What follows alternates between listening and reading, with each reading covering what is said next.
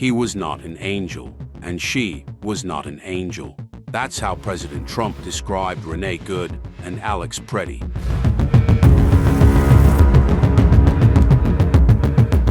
Two U.S. citizens fatally shot in Minneapolis during federal immigration enforcement operations this winter.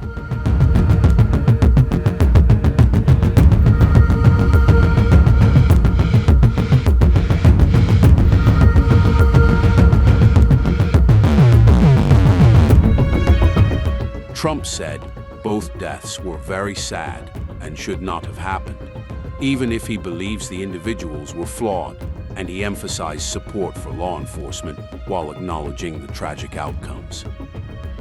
In response to growing backlash and public outrage, the federal government has begun scaling back its presence in Minneapolis.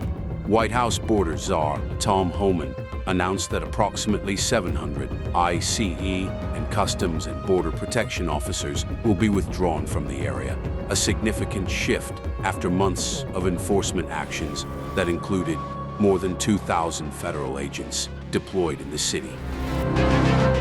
Trump also suggested that the Minneapolis events could teach lessons about how enforcement is conducted, saying his administration might take a softer touch in carrying out parts of its immigration policy going forward. Still, he reiterated that backing law enforcement is critical to national security, a stance that continues to divide public opinion. Critics in Washington and Minnesota have not held back.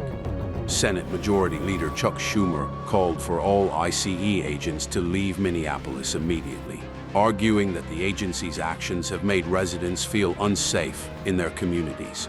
Local leaders, including the Minneapolis mayor and Minnesota governor, have also criticized federal handling and demanded accountability.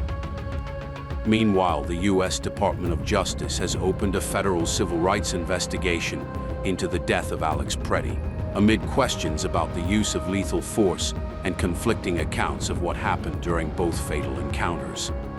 These investigations will play a central role in shaping legal outcomes and could influence future law enforcement protocols.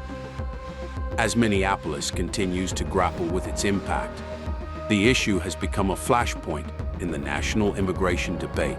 Public opinion polls show deep dissatisfaction with how the situation has been handled, prompting calls for reforms such as body camera requirements for officers and more transparent use of force policies. What happens next could have significant consequences for immigration enforcement nationwide. The world doesn't stop, neither do we. Subscribe to Midday for news that matters.